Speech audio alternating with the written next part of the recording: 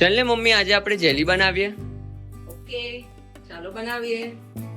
આપણે આ jelly crystals લીધા છે વીકફીલ્ડના. ઓકે. તો આપણે એનો પ્રોસીજર છે જે ફોલો કરીએ કે પહેલા એના સેશે મિક્સ કરવાના, પાણી ગરમ મૂકવાનું અને પછી મિક્સ કરીને સેટ કરવાની.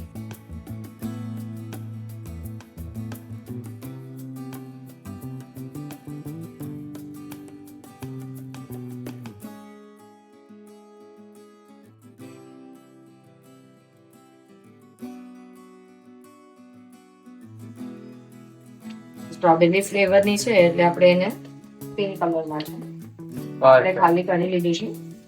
થોડું ગ્રેન્યુલ્સ છે આપણે હાથથી પહેલા બ્રેક કરવા પડશે, પછી એને સ્પૂન થી મિક્સ કરી શકાશે. આપણે આ બીજો પાવડર છે એ પણ લઈ લઈશું. આ રીતનો વ્હાઈટ પાવડર છે.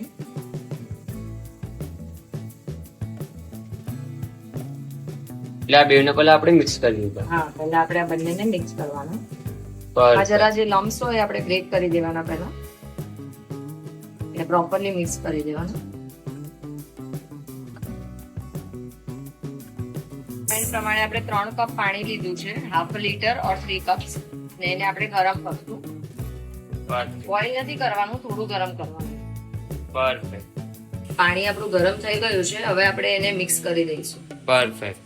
આમાંથી લમ્સ પણ કાઢી લીધા છે, એટલે સ્લોલી પહેલા પાણી આપણે મિક્સ કરી લઈએ. વાવ.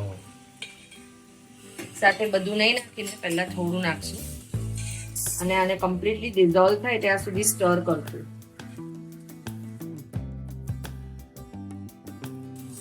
આપણું મિક્સર ડિઝોલ્વ થઈ ગયું છે પાણીમાં. હવે આપણે એને જેમાં સેટ કરવી હોય ને એ બોલમાં ટ્રાન્સફર કરશું. પરફેક્ટ. અપ્રોક્સ કેટલો ટાઈમ લાગશે આને સેટ થતા? આને 45 મિનિટ્સ ટુ 1 અવર રહેવા દેવાની બહાર જ રૂમ ટેમ્પરેચર પર.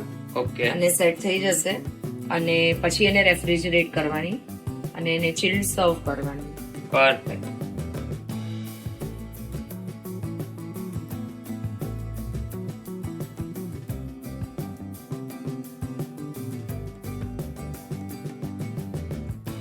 તો આપણી પરફેક્ટ જેલી રેડી છે. આ બધી ચાખવામાં બધી આ લોકોએ શેપ આખો ખરાબ કરી કાઢ્યો છે. ચમચીથી ચાખવામાં આપણે એના પીસીસ કરીએ.